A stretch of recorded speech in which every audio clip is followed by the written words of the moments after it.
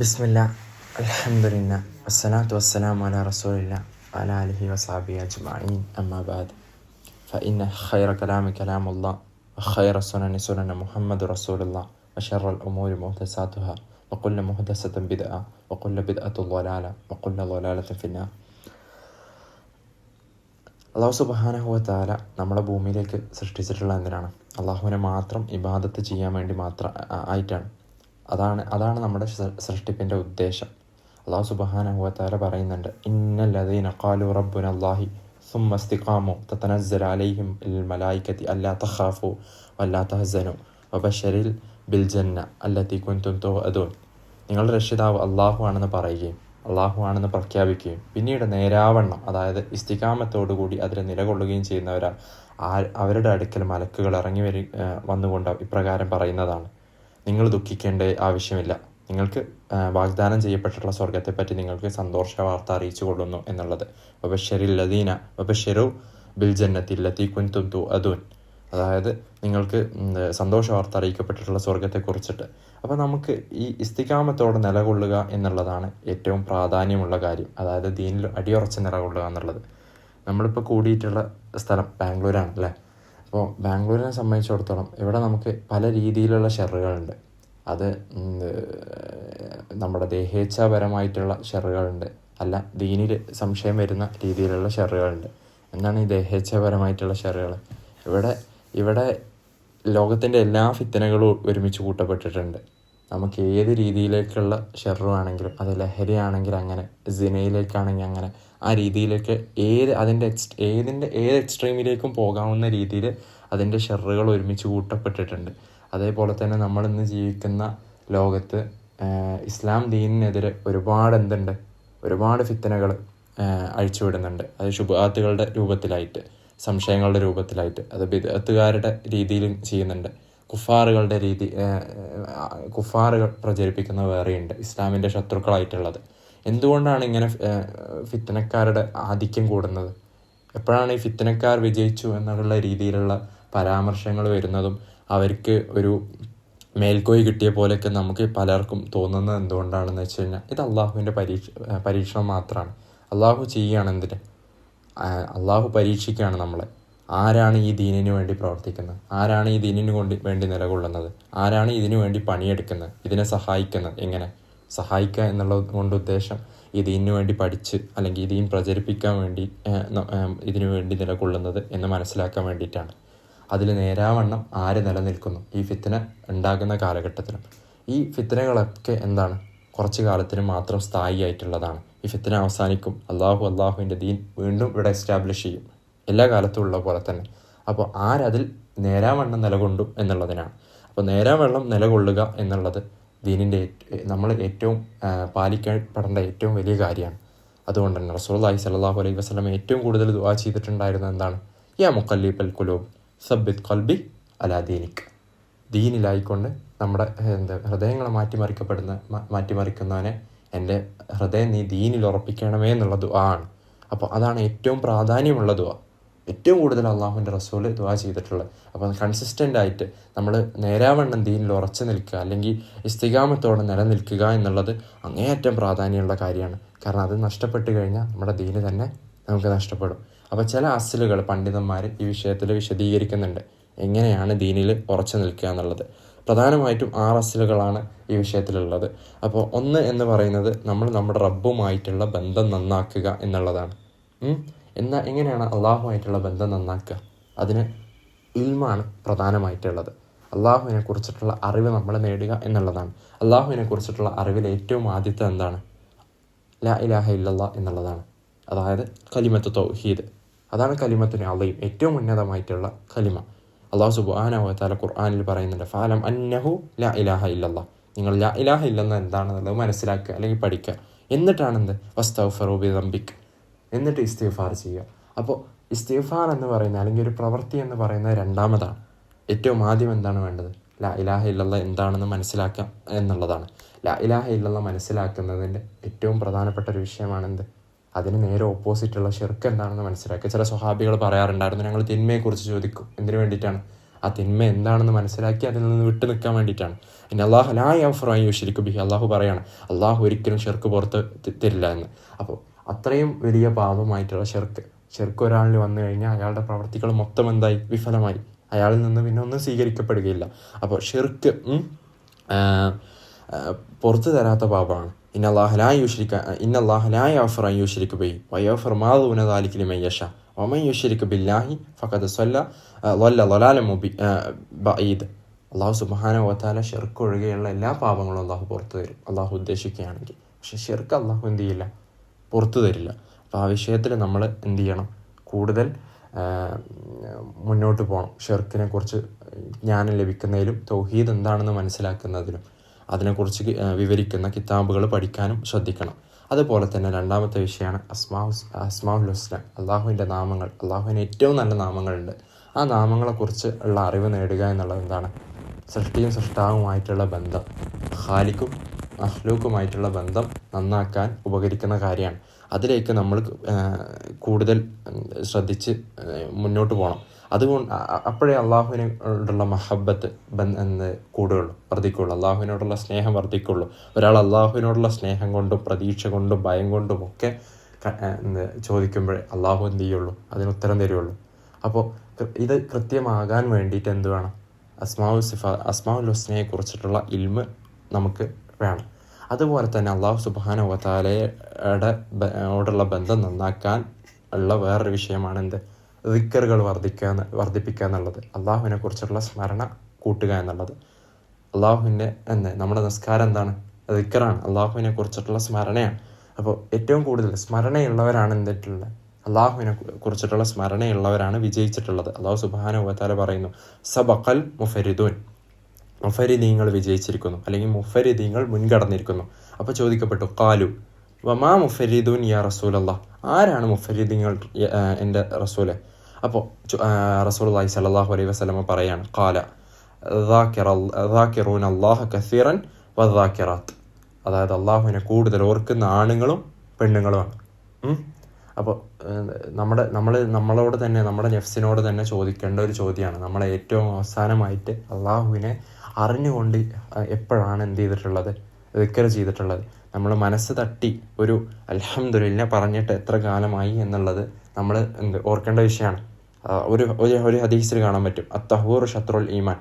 തൊഹാറത്ത് എന്ന് പറയുന്നത് ദീനിൻ്റെ കണ്ടീഷനിൽ പെട്ടതാണ്, ദീനിൻ്റെ ഷർത്തുകളിൽ പെട്ടതാണ്. എന്നിട്ട് പറയണം വൽഹംദുലില്ലാഹി തംല അൽ മീസാൻ, മീസാൻ മുഴുവൻ അൽഹംദുലില്ലാ എന്ന് പറയുന്ന കലിമ നിറഞ്ഞിരിക്കുന്നു. അപ്പം അത്രയും ഭാരിച്ച കലിമയാണ് ഒരു അൽഹംദുലില്ലാ, അത്രയും ഭാരമുള്ള കാര്യമാണ്. എന്നിട്ട് അവിടെ നിൽക്കുന്നില്ല. സുബ്ഹാനല്ലാഹി വൽഹംദുലില്ലാഹി തംലആനി മാ ബൈനസ് സമാവാതി വൽ അർദ്. സുബ്ഹാനല്ലാഹ് വൽഹംദുലില്ലാ എന്ന് പറയുന്ന കലിമ എന്ത് ചെയ്തിട്ടുണ്ട്? ആകാശഭൂമികൾക്കിടയിൽ മുഴുവൻ നിറഞ്ഞിട്ടുണ്ട്. അപ്പോൾ അതിൽ ഇത് അത്രയും ഉന്നതമായിട്ടുള്ള വാക്കുകളാണിത്. നമ്മളത് കൂടുതൽ ദിക്റുകൾ കൂട്ടുവാൻ നമ്മൾ പരിശ്രമിക്കണം. കാരണം എന്താണ്? ദിക്റിലൂടെയാണ് ഒരു സത്യവിശ്വാസിയുടെ ഭക്ഷണമാണ് ദിക്ർ. അപ്പോൾ നമ്മളത് വർദ്ധിപ്പിച്ചു കഴിഞ്ഞാൽ നമ്മുടെ ഈമാൻ വർദ്ധിക്കും, നമ്മുടെ അള്ളാഹുവിൻ്റെ അടുക്കലുള്ള പദവിയും വർദ്ധിക്കും. അപ്പോൾ ദിക്റിലേക്ക് അള്ളാഹുവിൻ്റെ ദിക്റിലേക്ക് കൂടുതൽ എന്ത് ചെയ്യുക? അതിലേക്ക് മുന്നേറാൻ ശ്രമിക്കുക. അതുപോലെ തന്നെ ഈ ഹദീസിൽ വേറൊരു കാര്യം വ്യക്തമാണ്. തഹൂർ ഷത്രുൽ ഈമാൻ, ദീനിൻ്റെ ഷർത്താണ് ദീൻ. നമ്മൾ പറയാറില്ല വുളൂ ഇല്ലെങ്കിൽ നിസ്കാരം ഉണ്ടാവില്ല. ദീനിൻ്റെ ഷർത്താണ് ശുദ്ധി എന്ന് പറയുന്നത്. ഇവിടെ ഉദ്ദേശിക്കുന്ന ശുദ്ധി എന്താണ്?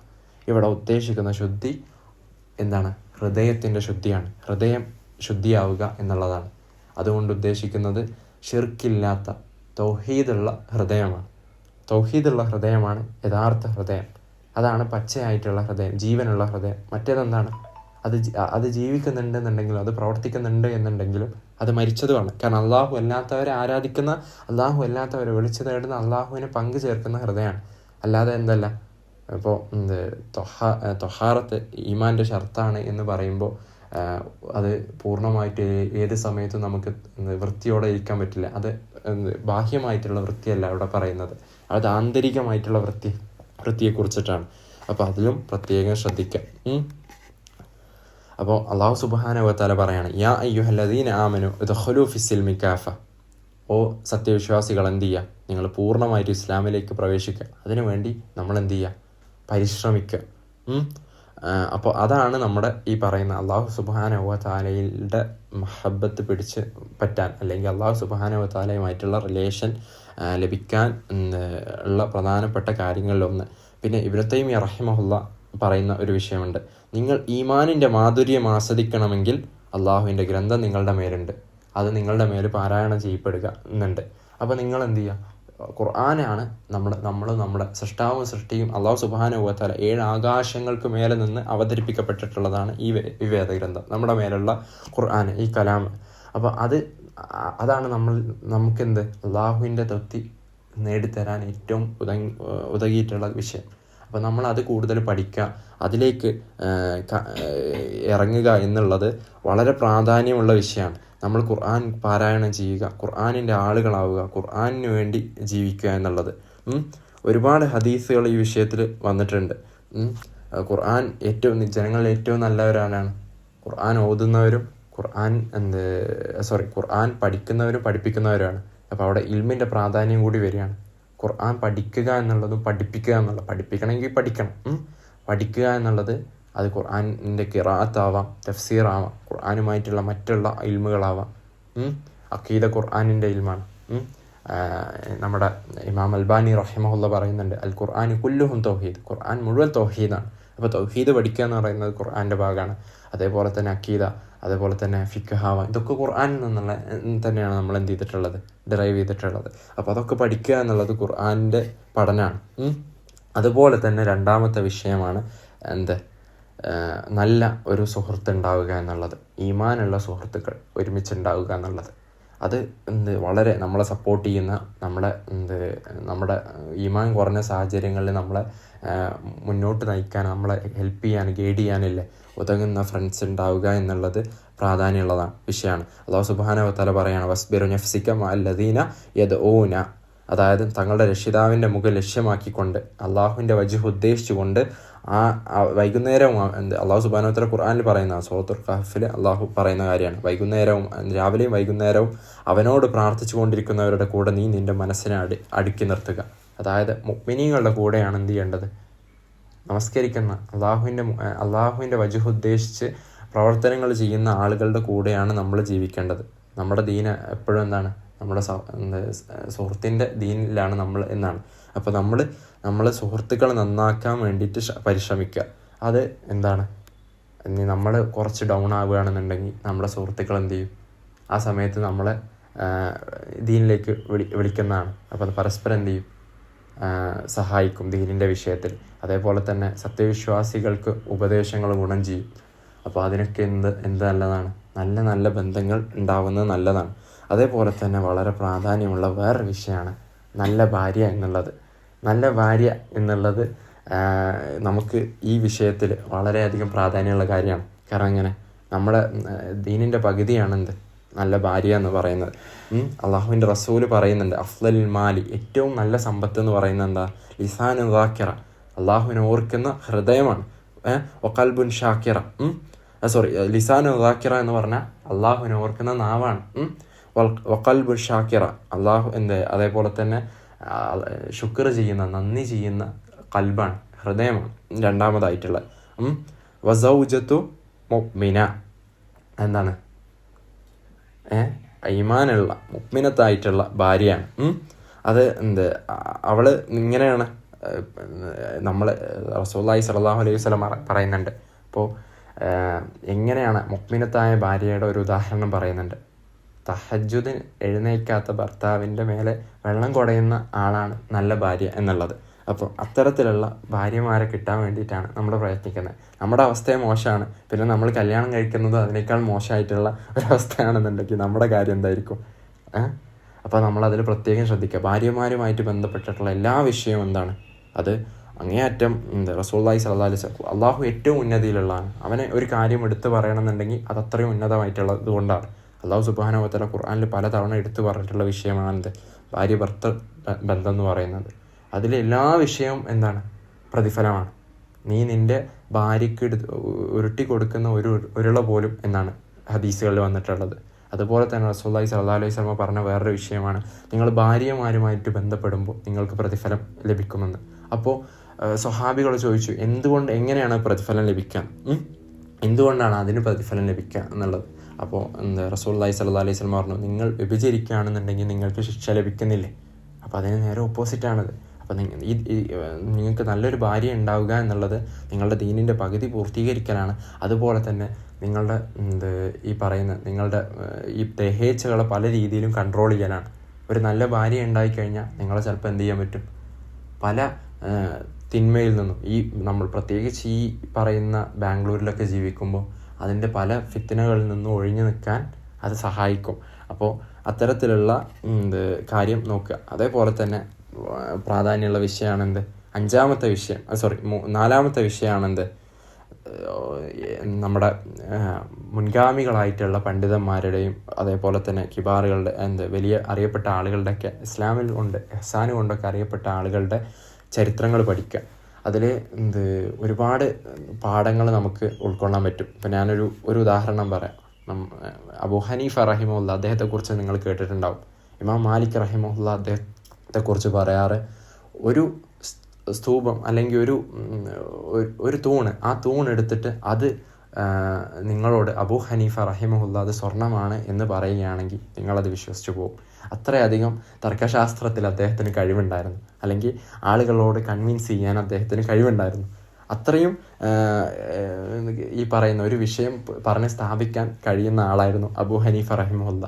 ഇമാം ഷാഫി റഹിമഹുല്ല അദ്ദേഹത്തിനെ കുറിച്ച് പറയുന്നുണ്ട്, ജനങ്ങൾ എന്ത് ചെയ്യുന്നു, ഫിഖിഹിൻ്റെ കാര്യത്തിൽ അബൂ ഹനീഫയായിട്ട് ബന്ധപ്പെട്ടിട്ടുണ്ട്, അബൂ ഹനീഫയ്ക്ക് ആവശ്യക്കാരാണെന്ന്. അപ്പോൾ അബൂ ഹനീഫ റഹിമഹുല്ല അത്രയുമേൽ ഫിഖിഹിൻ്റെ അറിയപ്പെട്ട പണ്ഡിതനാണ്. ഹനഫി ഫിഖ് എന്ന് പറയുന്നത് അന്ന് അള്ളാഹുവിൻ്റെ ദീനിൽ ഏറ്റവും ഈ പറയുന്ന എവിടെയൊക്കെ വ്യാപിച്ചിട്ടുണ്ടോ അവിടെയൊക്കെ ഉള്ളതാണ്. നമ്മൾ ഈ പറയുന്ന സബ് കോണ്ടിനെൻ്റ് ഇതിൽ കൂടുതൽ ആളുകളും ഫോളോ ചെയ്യുന്നത് ഹനഫി മദ്ഹബാണ്, ഹനഫി ഫിഖാണ്. ലോകത്ത് മശരിക്കിലും മഗ്രിബിലും എന്തുണ്ട്, വടക്കും പടിഞ്ഞാറും അത് ഉണ്ട്. ഏത് കോണ്ടിനെൻ്റ് എടുത്താലും അവിടെയൊക്കെ ഹനഫി മദ്ഹബുണ്ട്. ഏറ്റവും വലിയ മദ്ഹബും അബൂ ഹനീഫ മദ്ഹബാണ്. ഏറ്റവും കൂടുതൽ ആളുകൾ ഫോളോ ചെയ്യുന്ന മദ്ഹബും അബൂ ഹനീഫ റഹിമഹുല്ലയുടെ മദ്ഹബാണ്. അപ്പോൾ അദ്ദേഹത്തിൻ്റെ മദ്ഹബിൽ അദ്ദേഹത്തിൻ്റെ ഉമ്മ ഒരിക്കലും എന്ത് ചെയ്തു, ഉമ്മക്ക് ഫിഖി ആയിട്ടുള്ള ഒരു വിഷയത്തിൽ ചോദ്യം ചോദിച്ചു. അപ്പോൾ അബൂ ഹനീഫ റഹിമഹുല്ല അതിന് മറുപടി പറഞ്ഞു. അപ്പോൾ നിനക്ക് ഒന്നും അറിയില്ല, പൊതുവെ മാതാപിതാക്കൾ പറയുന്ന പോലെ. അപ്പോൾ അദ്ദേഹം തർക്കിക്ക് ഉമ്മാനോട് അതിനെക്കുറിച്ച് പറയുകയൊന്നുമല്ല ചെയ്തത്. അപ്പോൾ ഉമ്മ പറഞ്ഞു, എനിക്ക് ഇന്ന ഒരാളെ കാണണം. നമ്മുടെ നാട്ടിൽ പൊതുവെ അങ്ങനെയാണല്ലോ, വലിയ പണ്ഡിതന്മാരുണ്ടെന്നുണ്ടെങ്കിലും അവർക്കല്ല വില ഉണ്ടാവുക, പ്രാസംഗികന്മാർക്കായിരിക്കും, കഥ പറച്ചിലുകാർക്കായിരിക്കും. അപ്പോൾ ഇങ്ങനെ ഒരു സ്റ്റോറി ടെല്ലർ ഈ ഭാഗത്തുണ്ട്, നമുക്ക് അവിടെ പോകണമെന്ന് പറഞ്ഞു. അപ്പോൾ അബൂ ഹനീഫ റഹിമഹുല്ല അദ്ദേഹത്തിൻ്റെ വിനയം നമ്മൾ മനസ്സിലാക്കണം. അദ്ദേഹം ഉമ്മാനെ കൊണ്ട് അത്രയും ദൂരം പോയി അവിടെ കൊണ്ടുപോവുകയാണ്. അവിടെ കൊണ്ടുപോയിട്ട് അബൂ ഹനീഫ റഹിമഹുല്ല പുറത്ത് നിൽക്കുകയാണ്. ഉമ്മ ചോദ്യം ചോദിച്ചപ്പോൾ ഞാനിപ്പോൾ വരാമെന്ന് പറഞ്ഞിട്ട് ഈ പറയുന്ന സ്റ്റോറി ടെല്ലർ പുറത്തേക്ക് വരിക. എന്നിട്ട് അബൂ ഹനീഫ റഹിമഹുല്ലയോട് എന്ത് ചെയ്യാണ്, ഈ ചോദ്യം ആവർത്തിച്ച് ഈ ചോദ്യത്തിനുള്ള ഉത്തരം ലഭിച്ച് അബൂ ഹനീഫ റഹിമഹുല്ലയുടെ ഉമ്മാനോട് തിരിച്ചു പറഞ്ഞു കൊടുക്കുകയാണ്. അപ്പോൾ ഇത്തരത്തിലുള്ള നമ്മളെങ്ങനെ സിമ്പിളാകണം എന്നുള്ളതിനെ കുറിച്ചിട്ടുള്ള ഒരു ചെറിയ കഥയാണ്. അപ്പോൾ ഉലമാക്കളുടെ കഥകൾ നമ്മൾ വായിക്കുമ്പോൾ നമുക്ക് എന്തുണ്ടാവും, മനസ്സിൽ സമാധാനം കിട്ടും. നിങ്ങൾക്ക് സുഹദിനെ കുറിച്ച് പഠിക്കണോ, നിങ്ങൾ ഹസൻ അൽ ബസരി റഹിമഹുല്ലയുടെ ചരിത്രം വായിച്ചാൽ മതി. ഷെയ്ഖ് സ്വാലിഹ് അൽ ഉസൈമിൻ റഹിമഹുല്ല ഈ കാലഘട്ടത്തിൽ ജീവിച്ചു പോയിട്ടുള്ള മഹാനായിട്ടുള്ള പണ്ഡിതനാണ്. അദ്ദേഹത്തിൻ്റെ കഥകൾ വായിക്കുകയാണെങ്കിൽ സുബ്ഹാനല്ലാഹ് നമ്മൾ അത്ഭുതപ്പെട്ടു പോകും. അദ്ദേഹത്തിൻ്റെ ഒരു സംഭവം ഞാൻ പറഞ്ഞുതരാം. അദ്ദേഹത്തിൻ്റെ അടുക്കൽ ഖാലിദ് രാജാവ് വന്ന സംഭവമുണ്ട്. ഖാലിദ് രാജാവ് വന്നിട്ട് അദ്ദേഹത്തിനോട് ചോദിക്കുകയാണ്, അദ്ദേഹത്തിൻ്റെ വീട് എന്ന് പറയുന്നത് നമുക്ക് മനസ്സിലാക്കാൻ പറ്റും, നിങ്ങളൊക്കെ കണ്ടിട്ടുണ്ടാവും ചിലപ്പോൾ ഇൻ്റർനെറ്റിലൊക്കെ അദ്ദേഹത്തിൻ്റെ വീടിനെ കുറിച്ചിട്ട്. അപ്പോൾ ഇഷ്ടിക കൊണ്ടും അതേപോലെ തന്നെ മണ്ണും കൊണ്ടൊക്കെ ഉണ്ടാക്കിയിട്ടുള്ള ഒരു പൊട്ടിപ്പൊളിഞ്ഞിട്ടുള്ള വീടാണത്. ആ വീട്ടിൽ വന്നിട്ട് അദ്ദേഹം ഖാലിദ് രാജാവ് ചോദിക്കുകയാണ്, നിങ്ങൾക്ക് നല്ലൊരു വീട് പണി തരട്ടെ എന്ന് പറയുമ്പോൾ, സ്വാലിഹിൽ ഞാൻ നല്ലൊരു ബൈത്ത് പണിയുന്നുണ്ട് എന്ന് അദ്ദേഹം പറഞ്ഞു. നിങ്ങളെന്ത് ചെയ്യുക, ജാമിയ നന്നാക്കുക എന്ന് പറഞ്ഞു. അങ്ങനെ ഖാലിദ് രാജാവ് ആയിക്കോട്ടെ എന്ന് പറഞ്ഞ് ജാമിയ പണിതു, പുതിയ ജാമിയ പണിതു. അതേപോലെ തന്നെ അതിന് അദ്ദേഹം പോയ സമയത്ത് അദ്ദേഹത്തിൻ്റെ കൂടെയുള്ള ആളുകൾ ചോദിക്കുകയാണ്, സ്വാലിഹിൽ നിങ്ങളൊരു വീട് പണിയുന്ന കാര്യം ഞങ്ങളോട് പറഞ്ഞില്ല എന്ന്. അപ്പോൾ അദ്ദേഹം പറയാണ്, സ്വാലിഹീങ്ങളുടെ വീട് എന്താണ്, അത് ഖബറാണ്, അതിനെക്കുറിച്ചിട്ടാണ് ഞാൻ പറഞ്ഞത് എന്നുള്ളത്. അപ്പോൾ അവരുടെ ചരിത്രങ്ങൾ നമ്മൾ വായിക്കുമ്പോൾ നമുക്ക് ഒരുപാട് പാഠങ്ങൾ അതിൽ നിന്ന് ലഭിക്കുന്നതാണ്. അദ്ദേഹത്തിന് ക്യാൻസർ ആണ് എന്ന വാർത്ത അദ്ദേഹം അറിഞ്ഞപ്പോൾ എന്താ പറഞ്ഞതെന്ന് വെച്ചാൽ, അത് നമ്മുടെ ദർസെടുത്ത ഹാഷിം സൊലാഹി ഉസ്താദ് പറഞ്ഞ വാക്കുണ്ട്. അദ്ദേഹത്തിൻ്റെ വാക്ക് കടമെടുത്തിട്ട് പറയാം, സ്വർണ്ണ ലിപികളിൽ എഴുതപ്പെടേണ്ട വാക്കാണത്. എനിക്കത് പൂർണ്ണമായിട്ട് ഓർമ്മയിലില്ല, ഞാൻ ഉള്ളത് പറഞ്ഞുതരാം. അദ്ദേഹം പറഞ്ഞത് എന്താണെന്ന് വെച്ച് കഴിഞ്ഞാൽ, നിങ്ങൾക്ക് ക്യാൻസറാണ്, എനിക്കും അള്ളാഹുവിനും ഇടയിലുള്ളത് മരണമാണെങ്കിൽ അതെനിക്ക് ആയിക്കോട്ടെ, അതിൽ സന്തോഷം. ഞാൻ എൻ്റെ ജീവിതം പൂർണ്ണമായിട്ടും എന്ത് ചെയ്തു, ഇസ്ലാമിലായിക്കൊണ്ട് ജീവിച്ചു. ഇനി എനിക്കും അള്ളാഹുവിനും ഇടയിലുള്ളത്, എനിക്ക് സ്വർഗത്തിനിടയിലുള്ളത് മരണമാണെങ്കിൽ അതായിക്കോട്ടെ എന്നുള്ള രീതിയിൽ. അതിൽ കുറച്ച് വാക്കുകളും കൂടിയുണ്ട്, നമ്മളത് കേട്ട് കഴിഞ്ഞാൽ ഞെട്ടിപ്പോവും. നിങ്ങളെ എല്ലാവരും അതിൽ എൻകറേജ് ചെയ്യാണ് ഹാഷിം സൊലാഹി ഉസ്താദിൻ്റെ ആ ദർസ് കേൾക്കാൻ വേണ്ടിയിട്ട്. ഷെയ്ഖ് സ്വാലിഹ് അൽ ഉസൈമിൻ റഹിമഹുള്ളയെ കുറിച്ചിട്ടുള്ള. അതുപോലെ തന്നെ നമ്മളെ ചരിത്രങ്ങൾ വായിക്കുമ്പോൾ നമുക്ക് ക്ഷമ ഉണ്ടാവും. നമുക്ക് പല കാര്യത്തിലും ക്ഷമിക്കാനും പ്രത്യേകിച്ച് ഫിത്തനകൾ വരുമ്പോൾ, ഫിത്തനകൾ ബാധിക്കുമ്പോൾ അതിൽ ക്ഷമ കൈക്കൊള്ളാൻ നമ്മളെ സഹായിക്കും. ഉദാഹരണത്തിന് പറയുകയാണെങ്കിൽ, ഇപ്പോൾ ഫലസ്തീനിൽ നടക്കുന്ന പ്രശ്നങ്ങൾ, അല്ലെങ്കിൽ മറ്റ് ലോകരാജ്യങ്ങളിൽ മുസ്ലിമീങ്ങൾക്ക് സംഭവിക്കുന്ന പ്രശ്നങ്ങൾ നമ്മൾ നടക്കുമ്പോൾ ചരിത്രം നമ്മൾ അറിയുന്ന ഒരു വ്യക്തിയാണെന്നുണ്ടെങ്കിൽ, ഇപ്പോൾ താർത്താരികളുടെ ചരിത്രം നിങ്ങൾക്ക് അറിയുന്നുണ്ടാവും.